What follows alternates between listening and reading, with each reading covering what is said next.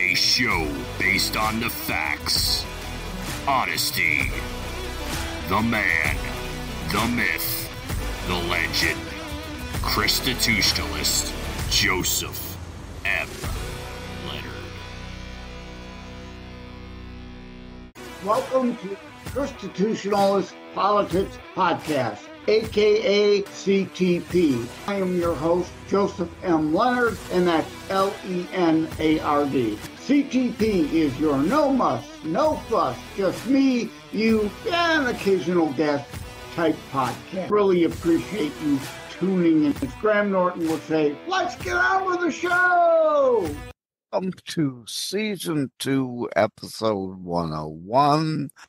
Oh, this is going to be different, odd, strange episode. I know, right? Abnormal is my normal. But seriously, today I am going to be taking some segments from the Upper Downriver Right to Life, Michigan, Upper Downriver, Michigan, Right to Life, May 17th, Intro to Pro-Life Culture event that we had. I can't put all the speakers in. There were way too many of them. I'm just going to be, let me see, 5 segments, which is already going to take us up to an hour. So there are a total of 14 videos, however, from the May 17 Intro to Pro-Life Culture event. You can go to udmi-rtl.org. Again, that's udmi-rtl.org, and click on the News tab. From there, you'll see the Intro to Pro-Life Culture event videos page.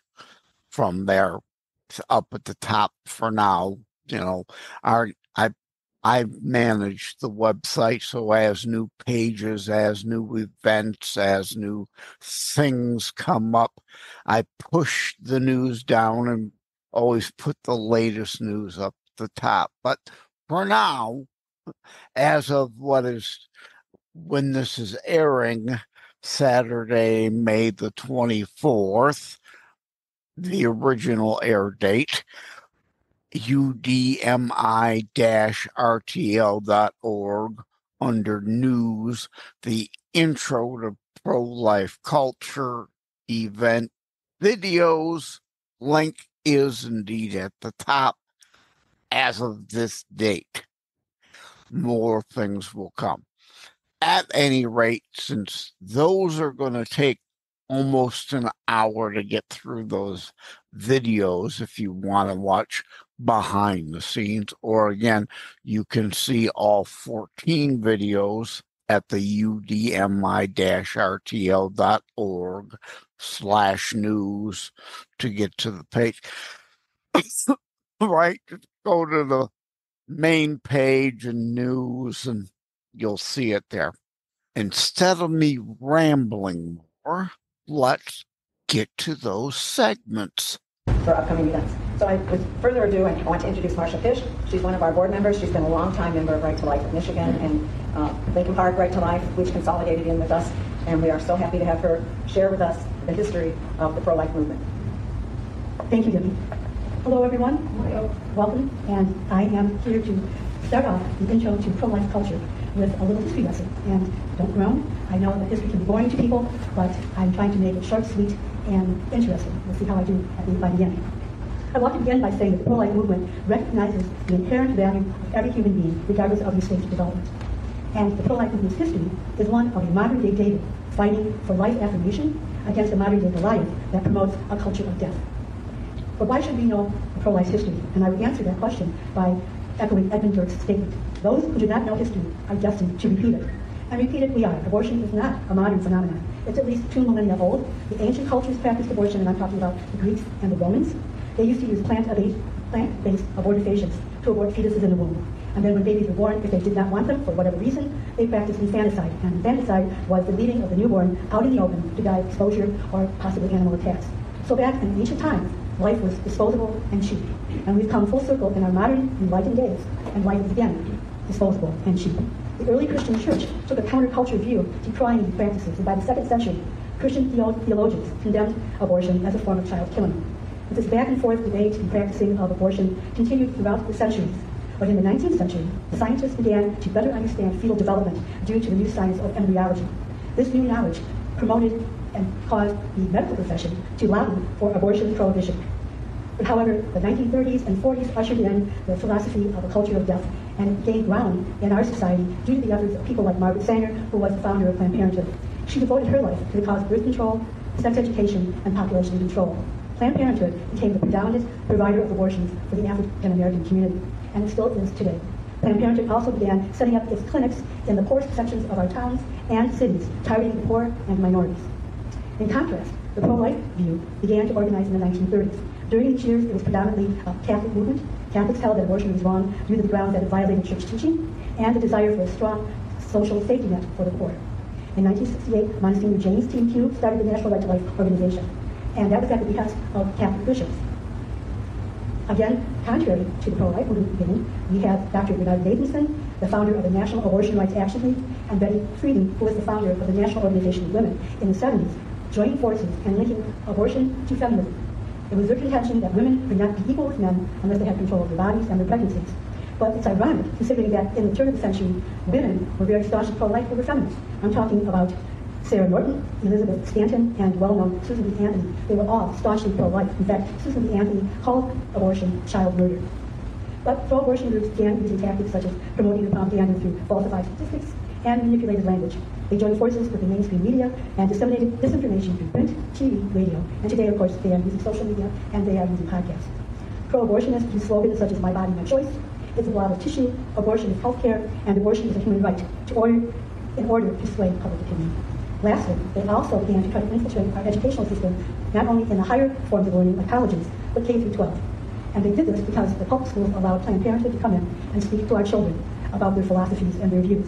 They used Planned Parenthood material in the sex education classes, and teachers who bought into the pro-death philosophy were also using them like in humanities courses as well.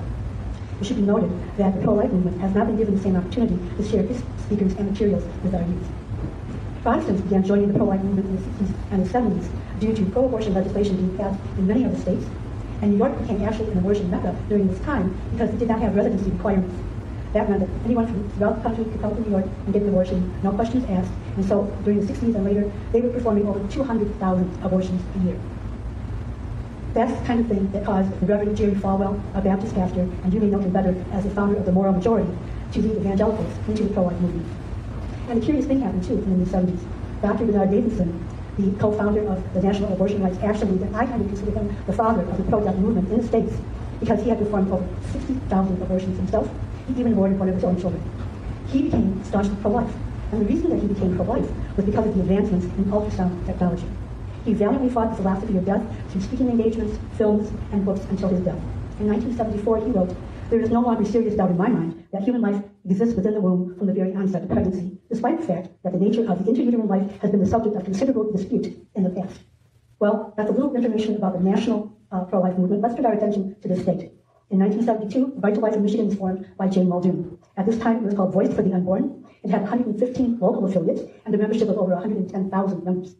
These people came together to fight the proposed Proposal B, which would have legalized abortion in Michigan up to 20 weeks of pregnancy. Proposal B went down to defeat, but unfortunately that became a moot point because in 1973 the Supreme Court passed Roe v. Wade and made abortion a constitutional right and nullified the state's anti-abortion laws. In 1974, the Voice of the Unborn became Michigan Citizens for Life. Now it had 9 geographic locations within the state, and its headquarters is in Grand Rapids.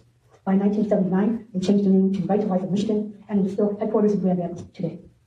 What was once largely a Catholic movement is now a racially and religiously diverse movement. Various Christian denominations, secularists, minorities all work together to educate and to promote pro-life legislation. It's also encouraging to see that our students are beginning to form their own pro-life groups. Right to Life of Michigan has My Gen, And nationally, there are Students for Life, and there are other organizations as well. President Reagan said, "We can't diminish the value of one category of human life, the unborn, without diminishing the value of a life, period." Pro-lifers are life affirmers. Two of the pro-life movement's most effective strategies are the implementation of embrace-based programs that usually deal mostly sometimes in churches and with younger women. In CPCs, which are high suspending centers, they deal with women of all ages.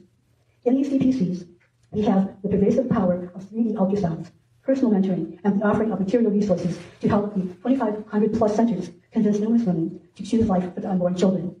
We also are very lucky in that our crisis centers usually outnumber the abortion centers by 3 to 1. But the pro-life movement doesn't stop there. It offers help and recovery to those who have had or have been touched by abortion.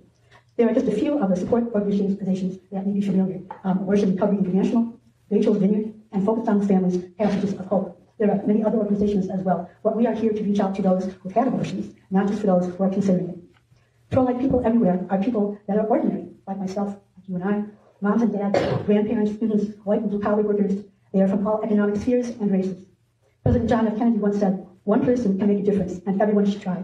And that has been a rallying cry for the pro-life movement, for us to join and be advocates for those who can't speak for themselves. Amber Rose Bloom, the Right to Life Division's current president, said, "As you join us in our life-affirming work, the most important thing you can do is equip yourself to engage in the debate in this new era. To compassionately share the message of life, the other choice, with your friends, family, and social circles. Offer open arms and hearts to post-aborted women seeking healing and a new path forward. We are not here to judge. We are here to offer help before abortion or after." I've been talking about the pro-life movement and the culture of life philosophy. I've shown that this movement ministers to people directly, focuses on education, and fights in the legislative arena. But what exactly do I mean by the culture of life? It is the life-affirming belief that every individual is sacred and special, no matter the age, the ethnicity, circumstance, or disability. People are not objects to be thrown away or disposed of because of some arbitrary criteria that changes from person to person and minute to minute. Rather, life is to be appreciated from womb to tomb, and it is that belief that pro-lifers want to see disseminate into our society so that the future generations coming up respect and revere life rather than think it's something that is easily to just be gotten rid of for whatever circumstance. That has been the historical philosophy of the pro-life movement and the driving concept of the movement today. Thank you very much. Thank you, Marsha. That gives a great background. I learned some new things too, so you're welcome to take a look at them at the break. I want to introduce MJ. Mary Jane Favant is a nurse and well qualified. She's much more than just a nurse. She's a physician's assistant? No? What are you? Nurse practitioner. I'm sorry, there are too many designations nowadays in the medical field. And she had a wonderful PowerPoint, and we're so disappointed that we were here last week, the TV worked, we figured out what we needed, and today the devil was here. So I'm going to pass it off to you. She's also, I think this is important, she's also the manager of the gift shop at the Fatima Shrine in Riverview, and since she's retired from nursing. And that's a wonderful place to visit if you need some religious gifts or books. Thank you, Debbie. Thank you. Can you all hear me in the back? God bless you. Okay, great. Debbie, thank you. And let me just mention about Manny. He didn't mention the mom. She graduated from Madonna University. Just, when was that? Oh, my gosh. It was about 2 years 2 years ago. 2 weeks ago, 2 years after she being reborn. Well, clearly, anything is possible for God and love, right? So, okay. I want to thank Debbie and Up or Down River for the opportunity to speak. I am not the be-all and end-all of information, and my disclaimer is my practice, 45 years in healthcare, has been predominantly in the care of older adults. That does not, but let me tell you what, there's remarkable similarities between the beginning of life and the end of life in ways, shapes, and forms. Today I'm speaking to the issue, clearly, of threats to human life, and we know that in this case it deals with abortion, assisted suicide, and yes, even in vitro fertilization. So I know that might sound interesting or kind of bizarre, but I'll explain as I go along. The one thing that I want people to understand is nowadays out there in the media, there's a lot of terms that are thrown around that can be extremely confusing. Clearly there are actions that either are unplanned or unintended, and they lead to an infant's death or an adult's death. Okay, those we are not able to control. So the issue is, it is the intentionality of the act or the procedure. When we speak of abortion, and there are many ways that happens, we're speaking about an act or procedure with the willful intent to cause the death of an unborn child between fertilization and natural birth. Assisted suicide is an act or procedure with the willful intent to cause death to an individual desiring to end their life by prescription. That's not suicide. Okay? So those are two distinguishing features. It's the intent of the action or procedure. Now, when we talk about unintentional, unplanned, there are a number of acts or events that occur that would result in the end of, let's say, a child's life. One of them, and you heard the overall, the expression of a miscarriage, correct? Yep. Okay. Now, if I Google right now, and you can do that on your phone, if you Google, for example, the term miscarriage, it's going to say spontaneous abortion. Okay? That's incorrect. It's rather interesting, and one of my other hats that I wore through my professional career, working in the operating room for a short time early, the term was frequently used on a pre-op diagnosis when a mother had a miscarriage, okay, and they needed to perform a procedure so that there were any residual tissue left that would be removed. It would always be worded as an incomplete abortion. That made no sense to me whatsoever, instead of calling it a miscarriage. I have a feeling, I have my biases that suggest that it's probably related to insurances and what will be paid. So anyway, another type of miscarriage would be the ectopic pregnancy, correct? Okay. That is the unborn child actually implants outside of the womb or the uterus. Frequently, they implant in the fallopian tube, okay? That tract that delivers that unfertilized oocyte or egg from the ovary to the fallopian tube, once fertilized, then to the uterine wall, okay? Ectopic pregnancies are really scary, and they're very serious. Why?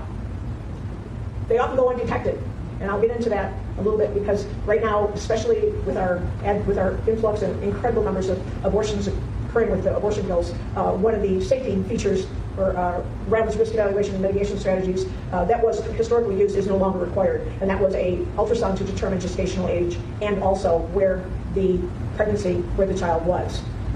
So in an ectopic pregnancy, it's usually the mom who realizes that something is not quite right. And if sometimes they don't, and that child can grow, but it's been implanted in the fallopian tube. So what will happen? The fallopian tube does not expand. The child does not get the type of nutrition that they need in that section, and the child dies. Or the tube ruptures, mother dies and bleeds to death. Okay? It's an emergency. It requires immediate surgical intervention. So those are miscarriages, unplanned, unintended. Usually, we've heard that if someone has experienced a miscarriage, if it's less than 12 weeks, frequently mom can pass and eventually get through that. Sometimes not able to. Sometimes they'll even give medicine to facilitate movement of that deceased child through the system so that it can leave the body. Again, if that doesn't work, then they'll usually do something like a surgical procedure, such as they call it dilatation and curettage, a DNC. Okay. Now, usually if it's a late miscarriage, and actually miscarriages will usually happen, like 2/3 of them happen within the first 6 to 10 weeks of pregnancy. Surgical management for a late miscarriage, which would be 12 to 20 weeks, imagine that. 21 weeks usually is the state of viability for an infant, right? They can survive outside the womb. But surgical management in that case, when the child is dead, they've done an ultrasound, there's no heartbeat, et cetera, they would do a DNC, that's the usual treatment. And again, as I said before, the ectopic is just, they usually do a laparoscope, and what then happens is the tube clearly is damaged. So mom's risk of not being able to have children, unfortunately, doesn't increase because that one tube, at least, granted tube, that one tube becomes damaged. So the chances of future oocytes coming through are going to be reduced. Okay. Now, abortion. And this I'm going to break down into a couple of categories in terms of what trimester are we talking about. When we talk about first trimester, what is the most important method of abortion these days, unfortunately? What? Abortion RU 486, that's what it was when it first came into the United States. It was originally in Europe forever before a certain administration brought it over and encouraged its use. It is currently now the primary method for medical abortion, or for abortion period. It's called a medical abortion. In other words, over 50% of abortions nowadays are via the abortion pill, which is the utilization of 2 medicines. The typical protocol is it's mifepristone, which used to be called Mifeprex, and that's a brand name, but now it's strictly generic. Mifepristone, which is a 200 milligram tablet that's taken first, and then within 24 to 48 hours later, they take another agent called misoprostol, which is 800 milligrams inside the mouth, probably 24 to 48 hours later. Now, mifepristone, it blocks hormones that will nourish and feed the placenta for the child, right?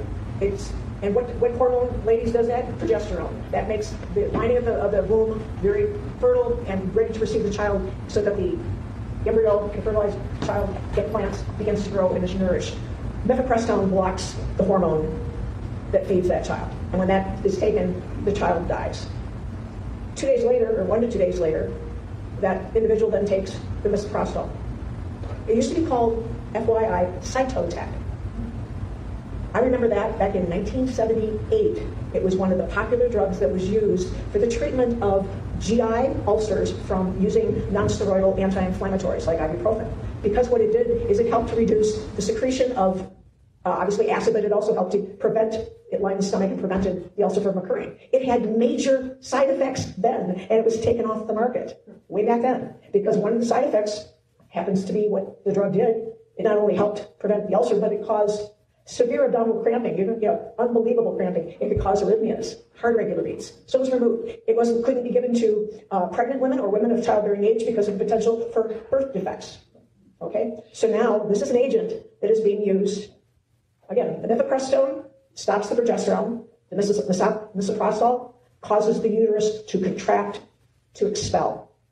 This procedure is usually now, unfortunately, alone. This woman is alone. And it's sad because very serious side effect is excessive bleeding, can be infection.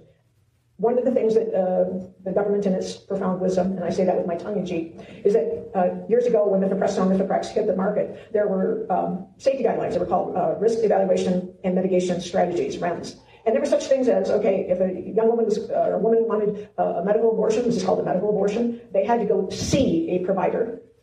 It had to be determined what the gestational age of that infant was. And how did they do that generally? They can do measurements, but generally speaking, ultrasound. And in those situations, too, they were able to determine where the child was implanted. Was it in the uterus or was it in the fallopian tube? Okay. Now, plus they received instruction, and when they took that first mifepristone, or the only mifepristone, it was in the presence of a provider in a clinic, right? That's all gone. That's all gone. The only thing now that's required is that the provider be certified and licensed. My goodness. That they do a consent, which is all online. They don't have to go in and see anybody to receive those abortion pills. That prescription is called into a pharmacy. Now, the pharmacy has to be certified to dispense those as well, okay? But they can dispense them. And that person walks out with these pillars in their hand, and they're going home to be home by themselves to go through this abortion in their own home, okay? It's used up to 10 weeks that a person is pregnant. 10 weeks. Originally, it was only 7 weeks. But I think COVID and with the shutdown of everything, nobody could get their pills. So they said, oh, well, okay, we'll bump it out and you don't have to come in here because everything's closed down. We don't want you to get COVID or whatever. That was part of the way that these REMS were eliminated. Side effects, common, heavy bleeding. There have been a number of deaths, and it's very, very, very sad. For example, there was a report done by the Food and Drug Administration, the GAO, the government, GAO, Government Accountability Office, thank you. Or there's a government, thank you, one second. This is way back in March 2018. And just to give you, I'm so sad I don't have the screen, but to give you an idea, from 2000 to 2012, deaths, let's put this, adverse events reported in, let's say that's 10 years, 12 years. Number of cases had adverse events for 2,740. Now that's adverse events that were, quote, reported. Okay, we have to keep that in mind. In that situation, the number of deaths were 14. Hospitalizations, 7 over almost 800. Blood loss requiring transfusion, almost 500. Infections, ectopic pregnancies, severe infections. 12 in 5 years, 2012 to 2017, the number of adverse events went down. Again, reported adverse events were like 1439. Hospitalizations and deaths decreased. But again, that's a 5-year period compared to a 10-year. And again, whether they were reported or not. So it's something that's incredibly serious. And it's not all that it's blown up to be. Now, in terms of a surgical abortion, within the first trimester, usually there are only 2 options. One is called a suction curettage, or a vacuum aspiration. It's probably, in terms of surgical procedures, it's the one that's performed the majority of time, probably 64%. I avoid, and I do not want to go through the bloody details of how that occurs. You can let your mind think about it, okay? The child, unfortunately, is torn up with this procedure and then aspirated. Huge side effect here is perforating the uterine wall. And what happens with that? Massive bleeding. That requires immediate surgery or immediate access to an ER. Another procedure, probably not uncommonly used in gynecological care, is a DNC, dilatation and curettage. And when it's used for non-abortion reasons, obviously there's appropriateness for it. But again, we get back to that issue of the intent of this is to cease a child's life. Now, in the second and third trimesters, when we look at abortions, there's something probably from 12 to 24 weeks, we look at something called a dilatation and evacuation. Unfortunately, this is known as dismemberment abortion.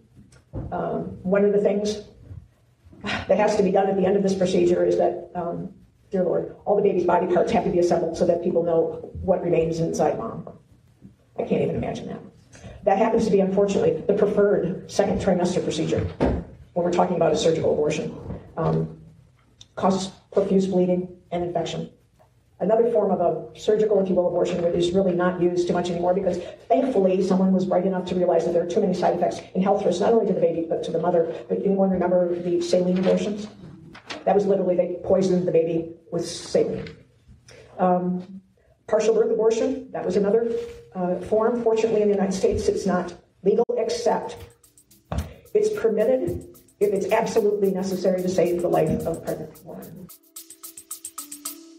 Stay with us. We'll be right back. It is a myth that terrorism stopped during COVID. Unfortunately, mainstream media opted to prioritize pandemic hysteria over promoting all news. Terrorism continues. Simply hoping that it doesn't affect you is not a strategy. The new book, Terror Strikes, coming soon to a city near you, featured on The Author Show, is now available in paperback from bookstores, online, or as an ebook exclusively through Amazon Kindle. Terror Strikes, coming soon to a city near you by Joseph M. Leonard. Order today. And that's for 20 weeks and beyond. And remember, medical viability is usually 21 weeks. And I've seen babies with 15 and 16 weeks viability, or born at 15 or 16 weeks, and survive and grow. So keep that in mind. The last type of surgical abortion is one that's used generally in IVF. It's called fetal reduction. Okay? That's obviously, because as we go through that, you realize that in IVF, so many of the moms' unfertilized eggs, they're called oocytes, are removed, probably on average about 15, okay? They are then fertilized by dad, they become an embryo. They're implanted back into mom. Before they're implanted, frequently they'll do pre-implantation genetic testing. Here we go, it's called selective, who do I want to have as a child? I don't mean to sound glib, but that just drives me crazy. So on top of that, the strongest appearing embryos are planted, 4 or 5, on average they remove 15 of mom's eggs for fertilization. So now we have actually 3 or 4 of these beautiful infant children that have been planted. Frequently mom or dad are encouraged to reduce the number to protect the viability of some of the other sisters or brothers, so to speak. So unfortunately, that's why IVF is included in this talk about health risks to life, because it's those beautiful children that are not implanted or are reduced or eliminated that the sad future happens. IVF, of course, originally occurred because of clearly issues with infertility, and that is a whole day's discussion, and we'll go into that. Many of the reasons why it's not, let's put it this way, it's a challenge and it's not necessarily a pleasant experience, because not only is it the procedure itself to receive or to retrieve the oocytes of a process of implantation, medicines that have to be used in order to ensure that the embryos are securely implanted into mom's womb. These procedures can cost an arm and a leg, upwards of $20,000 or more if there's medicines required. So, and the outcome, I know some really good places that I've seen and read about are after multiple IVF cycles can deliver maybe 50% of the time a live birth, one live birth. Okay, one live birth. Usually after one cycle, it can be maybe up to 20%. One live birth after all those. So it gets pretty rough. It gets really brutal. What happens to those beautiful children? They're discarded, is one thing. They're cryopreserved. And some estimates in the U.S. are over 600,000 of these children in these states are frozen. They can be given to other couples. It's very rare. They can be given for scientific research. And they call something compassionate transfer. Has anybody ever heard about that? Understandably, IVF can have some very significant moral concerns, and it's been known that compassionate transfers is when the remaining embryos, all of them that have been retrieved from the mother, originally fertilized and are implanted, all of them, the remaining are then implanted. They will not live. Mom will miscarry and be able to get rid of them naturally. That's called a compassionate transfer. I know. Fortunately, nowadays there's something called macro technology. And what's happening, at least I'm just going to mention this, because there's resources all over the place on the internet. Much of infertility has never been truly explored, diagnosed properly. There are so many reasons that moms and dads have not had the offering of trying to find out what's wrong, and they've only been directed to IVF. So macro technology is quite different. Read about it. It's changing people's lives. So FYI. Last but not least, let me just say a couple words on assisted suicide. It goes by many names, and it was originally talked about back in the, I want to say 1890s or something like that. Excuse me, 1870s. I haven't looked this up. There was a non-physician who thought that they should be able to use anesthesia to terminate or get rid of patients or kill patients that were not contributory to society. Yes, that was happening. We all remember Dr. Gregorian. Okay. Oh, yeah. The only reason he was jailed is because he was very egotistical, and he filmed himself actually delivering the killing dose of medicine to those gentlemen in the back of his vans. That was the reason he was convicted and went to jail. That's the only reason. You'll hear the term, is it PAS, physician-assisted suicide? You'll hear the term MAID, medical assistance in dying. You'll hear the term assisted suicide. You'll hear the term euthanasia or mercy killing. Let me say this. Euthanasia, mercy killing, is outlawed in the United States. It's available in other countries, but it's outlawed here because what it literally means is that I, as the provider, have to physically walk over and give you the dose of the medicine that kills you. Okay, that's, thank God, not allowed. Okay, I'm not saying it won't be, but it could be. The other ones, physician-assisted, medical assistance in dying, the individual has to be able to take this cocktail, bitter cocktail of a variety of medications, which basically dull the senses, put them to sleep, and eventually cause their heart to stop. That's the long and the short. Nowadays, we're finding instances where individuals, for example, there was this case in California where a woman, this is out there in the media, this is a while back, who was diagnosed with cancer, went to go have approval for her treatment, and was offered by the insurance company assisted suicide versus the treatment first. Imagine who's pulling strings and has, meat in that game, so to speak. So it's a real unfortunate issue. There are now 1, 2, 3, 4, 5, 6, 7, 8, 9, 10, 11, 12 states in the United States where assisted suicide is absolutely legal. There are probably an additional 15 to 20 that have had some form of the legislation cross over the desks of their legislators. Fortunately, they haven't approved it, but do not be surprised when it comes to Michigan. Do not be surprised. Thank you.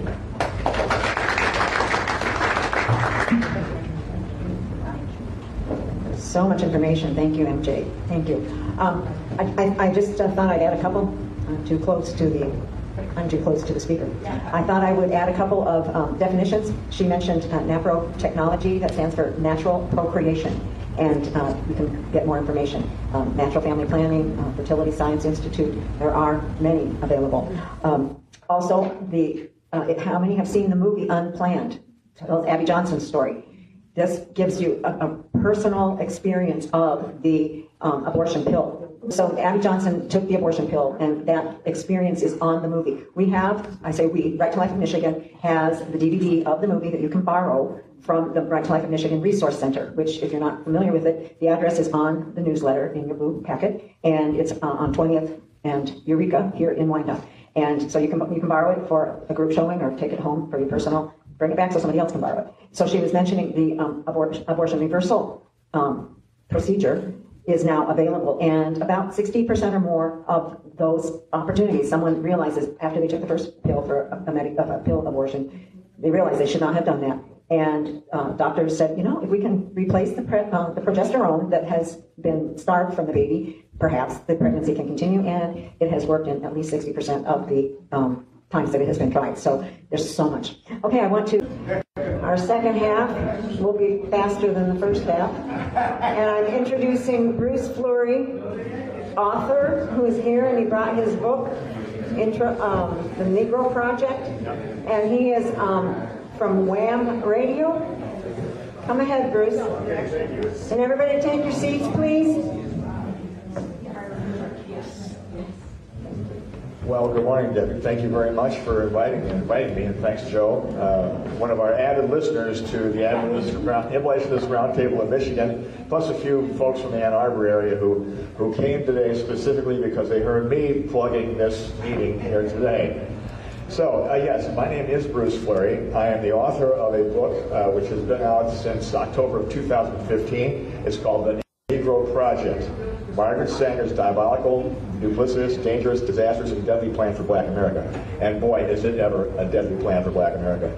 And a little background on this. I used to listen to a broadcast on 1400 WDTK on Saturday mornings from 9 to 10 called Joshua's Trail. And Joshua's Trail was headed up by a wonderful gentleman by the name of Pastor Levon Ewell, who was the president of the National Black Pro-Life Congress at the time. He has since retired, and now, and that's how I got kind of involved in sort of a sideline talk show host and that type of thing at Wham Radio, which I've been associated with now for a better part of 10 years, along with our co-host Phil Scargill, who is really one of the originators of the broadcast. Anyway, when I was listening to Pastor Ewell talk about abortion and this type of thing, he kept bringing up Margaret Sanger's name, and I knew a little bit about her. I knew she was the head of Planned Parenthood. She established that way back in over 100 years ago as the American Birth Control League, and she's also was also as the head of Planned Parenthood, was the largest abortion provider in the country.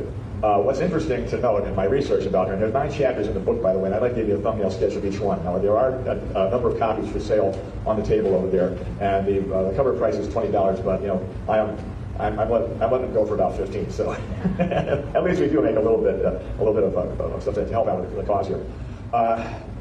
Margaret Sanger officially was opposed to abortion because, in her words, it destroyed the life of the child growing inside the mother's body. At least she acknowledged that there's actually a child growing in the mother's body. And I came across a 1959 copy of Funk and Wagnall's encyclopedia. If anybody can remember Funk and Wagnall's, they kept talking about that on the old Laughing program. And I was wondering, I was kind of curious as to what her thoughts were back then. And they were surprisingly, astonishingly far different than from what Planned Parenthood does today in her name. But she did not have to oppose abortion or promote abortion. What she wanted was sterilization. In other words, she wanted the people in question not to be able to conceive at all, which would mean having the tubes tied and the ovaries sterile. And so this basically tied into the idea of, in the second chapter of the book, which had to do with eugenics. And I'm just going to go ahead with this real quick and just give you a quick rundown of the chapters of a thumbnail sketch here. Okay, acknowledgments, okay. Okay, first of all is chapter 1, which is a short biography of Margaret Sanger. Margaret Sanger started out as a young woman in the late 19th century in upstate New York. She came from a large family, and unfortunately, half the back then large families were large because so many children were not making it through the woman's pregnancy. And it contributed to a lot of hardship in that, which you can understand. You want to help, that type of thing. So she wanted to become that led her to become a nurse. And what she saw, her mother dying from tuberculosis and breast cancer, which is a terrible, terrible thing. One of them is as bad enough as it is. But tab 2, that's an incredible double whammy. And she became very resentful of large families. And it led her to conclude that all the world's troubles, all the world's ills were caused by large families. And in fact, before she died, she went on, I believe she went on an interview program with Chris Wallace's father, Mike Wallace. And he interviewed her, and she said that, I believe it was in this particular interview, she said that she said that, I'm trying to get the exact wording here, but the gist of it was, the most merciful thing that a large family can do to one of its infant members is to kill it. Now, her ideas on birth control back in the early 19th century were pretty revolutionary, and people weren't able to get any type of information in the United States, so she had to go out of the country in order to get it. And from there, she began to formulate her whole philosophy, which was the idea that instead of having the mother get pregnant and carry it through to term, it was better that the child not be conceived in the first place. So that led her to continue on down this path. She made some really astounding statements. And she said, let me see if I can find it here. Okay. Now this is the gist of it right here, because the black population was pretty much targeted from the outset with her clinics and all that type of thing. This is how she was able to approach and con the black community into following along with her agenda. Quote, "We should hire 3 or 4 colored ministers, preferably with social service backgrounds, and with engaging personalities. The most successful educational approach to the Negro is through a religious appeal. We don't want the word to go out that we want to exterminate the Negro population, and the minister is a man who can straighten out that idea if it ever occurs to any of their more rebellious members. Now, black Americans have always been the most religious, most avid churchgoers, have always been the ones to really embrace life because of the background of slavery. And Margaret Sanger developed an attitude towards minorities, blacks, Asians, immigrants, that type of thing, and calling them basically human weeds in need of eradication. That's really I don't know, my jaw just dropped as I was researching the book here, and I came across a number of her quotes which were extremely disturbing. So that's a little bit about Margaret Sanger and what she was involved in. I believe that a person is taken in the totality of their works. Okay, we all are flawed people. We've all fallen short of the glory of God, and that type of thing is what we do with our lives, for better or worse, that defines us. Now the second chapter of my book is called A Brief History of Eugenics, and this is something Margaret Sanger was very, very involved in. I should have told you we don't have very much time. Okay, anyway, but eugenics is a movement to improve the human species by controlling heredity, and that's what you're seeing now. You're seeing a lot of sex selection, abortions, and this type of thing taking place. But this book is just so packed with information, and it's not in print anymore, so maybe after I die, it'll be a collector's item or something like that. So, but anyway, I just want to give you a thumbnail sketch of some of the book and the reasons I wrote it, because I'm very, very concerned about everybody who's affected, especially young black women of childbearing age, are the ones that are targeted by the abortion industry, to the tune of nearly 60 million unborn babies slaughtered between 1973 and the end of Roe versus Wade. This is just horrendous to contemplate. Imagine everything that could have been done, that hasn't been done because these people aren't here. Okay. So anyway, well, thanks very much for the time. I certainly appreciate it. I hope everyone will. You're going to stick around because you can find his books in the back. Watch them. And I'm sorry to have to cut everybody short. Everybody has so much good to say. The percentage of, now I forgot the statistic. I believe the African American black population is about 15% of is that 15% of the American population? No, this is Phil Starter. He's our host of I believe the Roundtable of Michigan. He can answer that question. Okay, I believe that 50% of the abortions have been on the black population, but they are only about, is it 30% of the population? 13. Okay, 13%. So we're diminishing them. They are no longer the greatest minority in this country. Pastor Darren Burns, where did he go? Oh, here he comes. Okay, thank you. So Bruce will be here, and his book is available in the back. And now I guess his co-host is here, so you can talk to him later too. So I appreciate your coming. And Pastor Darren Burns from Lincoln Park. And what is your church doing to help moms? Well, good afternoon. I'm going to help you make up some time, so I'll be brief. I always start out things real quick with two things, a couple statements, and also a story. I always have a little story, and it'll probably make you laugh, but I like to laugh. But I entered into this conversation with this, knowing that 30 to 40% of men and women that attend church have participated in an abortion. 30 to 40%. Those are your lay people, your deacons, your leaders, your pastors, everybody. Some have talked about it, most haven't. So we have to understand that with the culture of life, and I appreciate what you're doing with the culture of life, we have to understand that these individuals have been through a trauma, some healed and some unhealed. But know that when you go to church, don't start looking and trying to find the people, but you know, out of every 10 people you talk to, 3 to 4 of them have participated in an abortion. So it changes your whole paradigm as you're looking at things, not just the people coming in. So a few years ago, I was in Arizona, and I was taking a walk through the campus of Arizona State because I was going to a function that night. When I got to the campus, there was a protest going on, a pro-life, pro-choice protest. You know, they had these pictures all up. And so I went over to the pro-life people, and I asked them, what are they doing here? I said, I don't know nothing about this stuff, so please educate me. And they told me what they were doing. So I went to the pro-choice people, and I said, what are you doing here? And what are you here? And they told me why they were here. I'm going to go through the details. So I said, okay, I have a choice. I can go to the pro-life side and stand with them and try to figure more stuff out. I can go to the pro-choice side. So I'm a pastor. So I went to the pro-choice side and just went over there to talk to them. I started asking more questions. And so I asked them one question. I said, are you pro-choice or pro-abortion? They said, we're pro-choice. And this is the question I ask.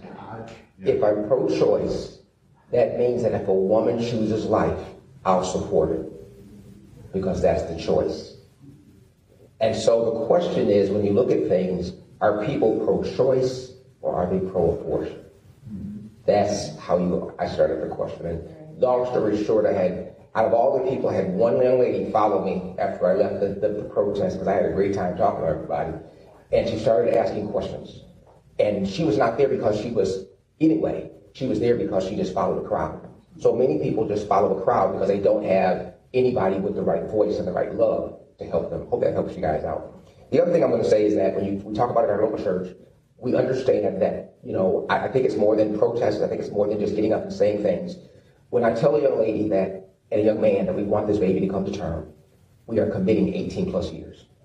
So it's more than saying, hey, we want you to have a baby, we're going to give you a baby shower, we're going to applaud. But I want the church to understand we have 18 plus years to support. The church cannot be let off the hook. The Bible says that we are to take care of the widows, which is not old women that are seniors. It's any woman that doesn't have a man present in the house. We are responsible for the widows, the orphans, the children in foster care, and we're responsible for the elderly, responsible for the disabled. It is the church's responsibility and accountability. I also say, building this culture of life with our church, and we're going to talk what we're doing, we also have to have collaboration for stronger churches in communities that may not have as many of these issues. We are not let off the hook for not supporting urban and inner city churches that have these issues and getting there. Because in the Bible, the church at Ephesus, the church at Philippi, supported the church at Jerusalem and supported these smaller churches. So everybody needs to do something. So if it's not impacting your community or not impacting your local church, you need to find a church where it is impacting and spend time and effort and trying to volunteer and encourage those pastors who are really, really trying to fight the fight. And as I said to somebody, no pastor or no person in their right mind would spend 50% to 60% of their income trying to keep their church doors open for that. They're only doing it because they really care about what they're doing. So these pastors out here are struggling, they're hurting, they're trying to do it, but they're just like having a Macedonian cry and like, who's going to come over here and help us? So just keep that in mind. With that in mind, some of the things we implemented in our local church is with all of this, we are very avid supporters of foster care. So our young people that come in, many of them are coming through aging out of foster care. And of course, we all know, like maybe you don't know, that in 12 months, almost 90% of these kids are homeless when they age out.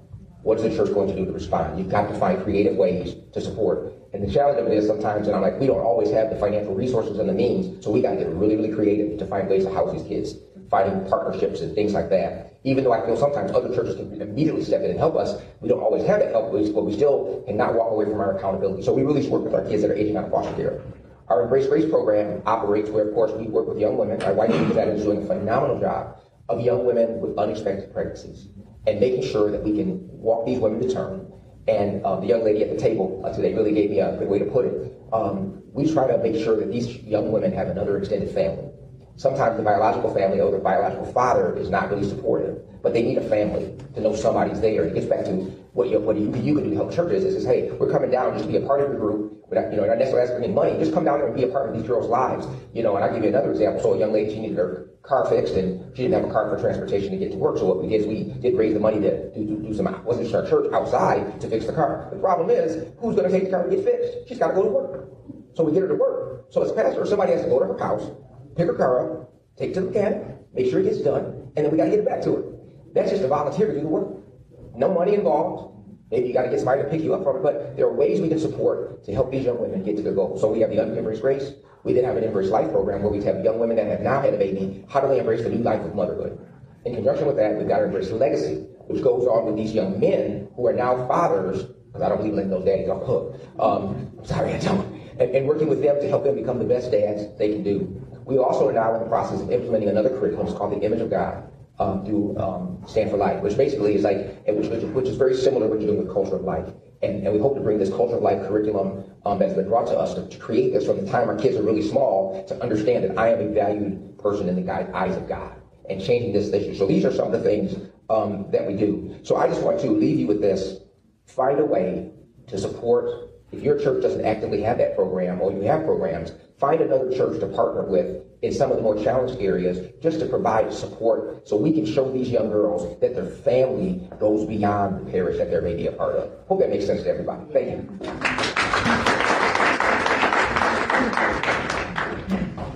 That was fine. Yeah, we had three. Okay. All right. And then Joe's ready with the raffle. I wrote it all out because I didn't want to ramble. So, the battle to defend life. As we're working toward, we want to move the culture forward. We want to move it lifeward, upward. Okay. The battle, especially at the beginning and end of life, is more than a cultural battle. It's a spiritual battle, and we've heard that from every speaker today. Genesis tells us man was created in the image and likeness of God. The Bible tells that story. God led his people. They saw the miracles. They received the Ten Commandments. They were brought out of slavery into the Promised Land, and still they failed. And Psalm 106 tells us they served their idols, which became a snare to them. They sacrificed their sons and their daughters to the demons. They poured out innocent blood, the blood of their sons and daughters, whom they sacrificed to the idols of Canaan. And the land was polluted with blood. Thus they became unclean by their acts and played the harlot in their doings. Then the anger of the Lord was kindled against his people. And God is merciful. He has forgiven and given us a second chance again and again and again. The church that Christ founded gives us guidance and has the answers to life's biggest questions. But those questions are often ignored today. And this comes from Gaudium et Spes. It was written during Vatican II in the 1960s, but to me it rings true still so much today. What is the meaning and value of all this activity of life? Where are the efforts of individuals and communities finally leading us? The church is the guardian of the deposit of God's word, what Pastor Darren told us, from which are drawn the principles of the religious and moral order. We're talking about morality. The Christian message places a stricter obligation to work toward building up the world and for the good of their fellow men. And I see that all of us here recognize that.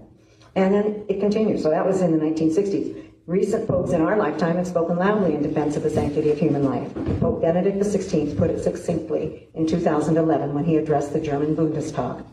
We are made in his image from the moment of conception. The fundamental human right, the presupposition of every other right, is the right to life itself. This is true of life from the moment of conception until its natural end.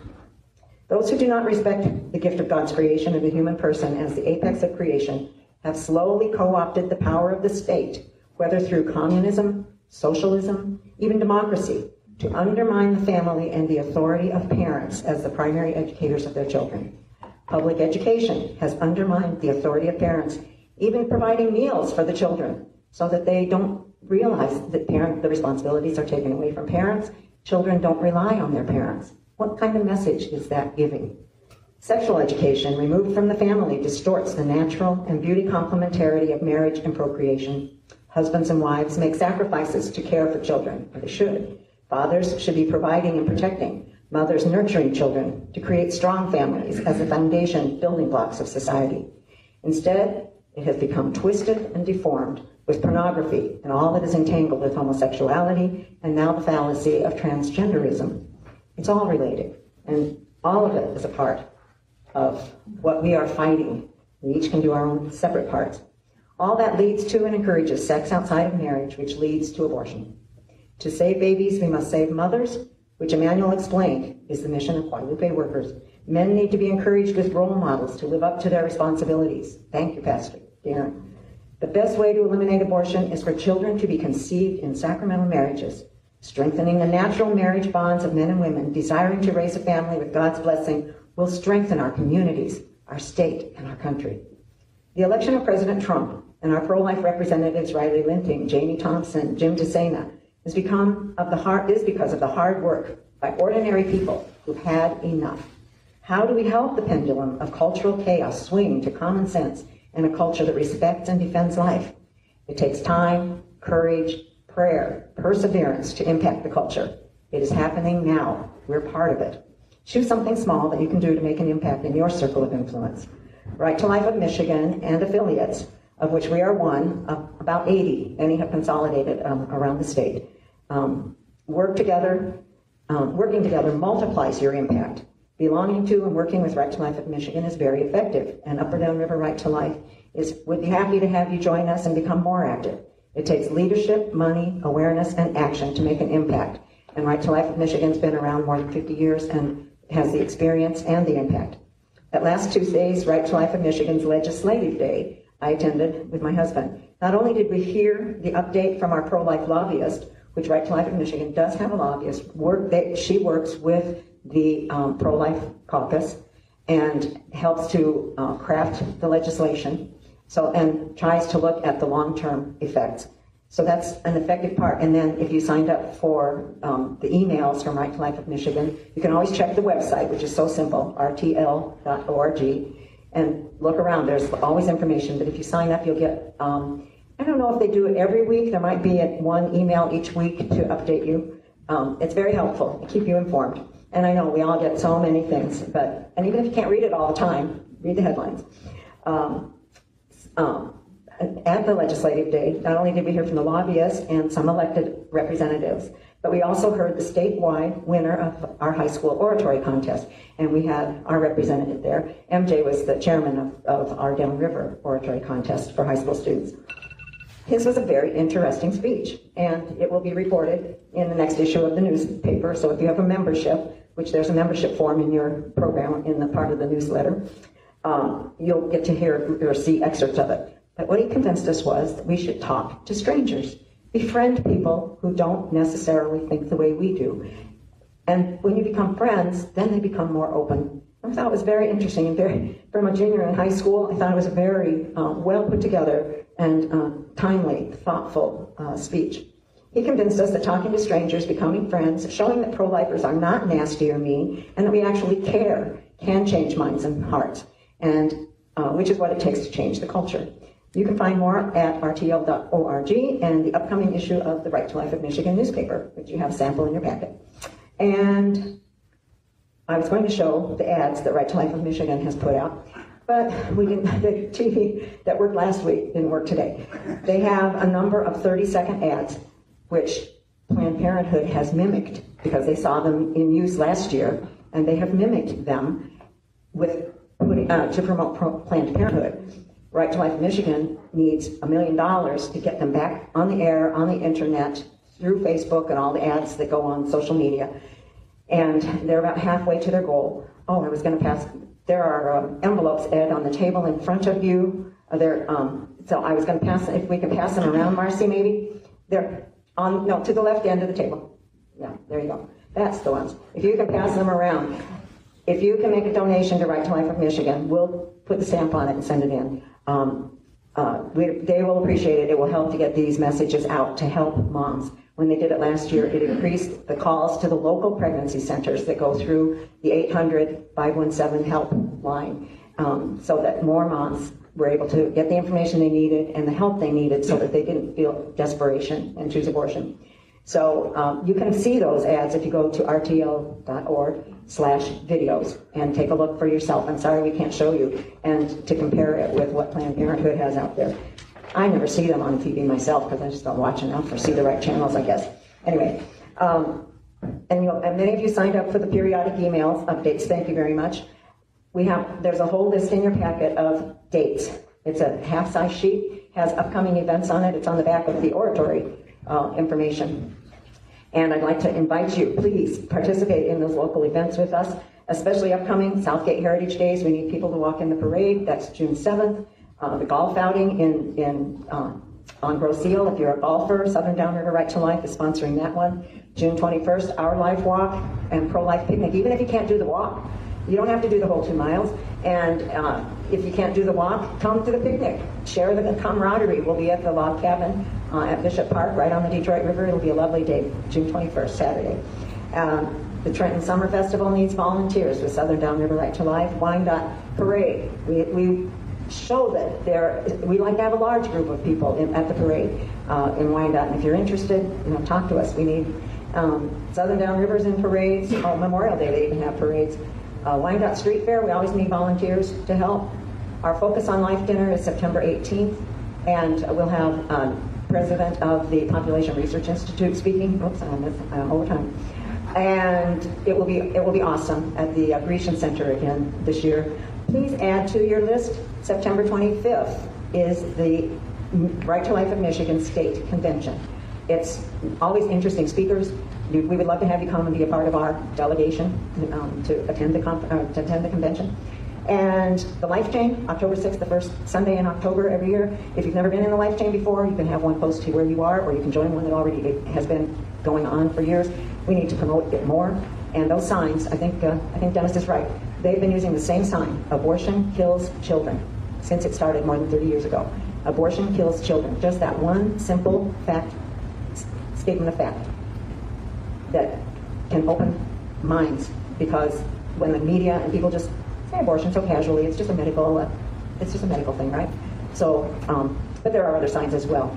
And Michigan March for Life, November 6th. So buses are being arranged, so you don't have to drive individually to Lansing to participate, and that will be a great opportunity. And the reason it's November 6th is because that was when we lost the, when abortion took over in the state, when we lost Prop 3. So thank you, because in a few more years, our impact will be felt. Thank you for having tuned in for ChristiTutionalist Politics show. If you haven't already, please check out my primary internationally available book, Terror Strikes, coming soon to a city near you. Available anywhere books are sold. If you have locally run bookstores still near you, they can order it for you. And let me remind, over time, the fancy high production items will come. But for now, for starters, it's just you as a very appreciated listener by me.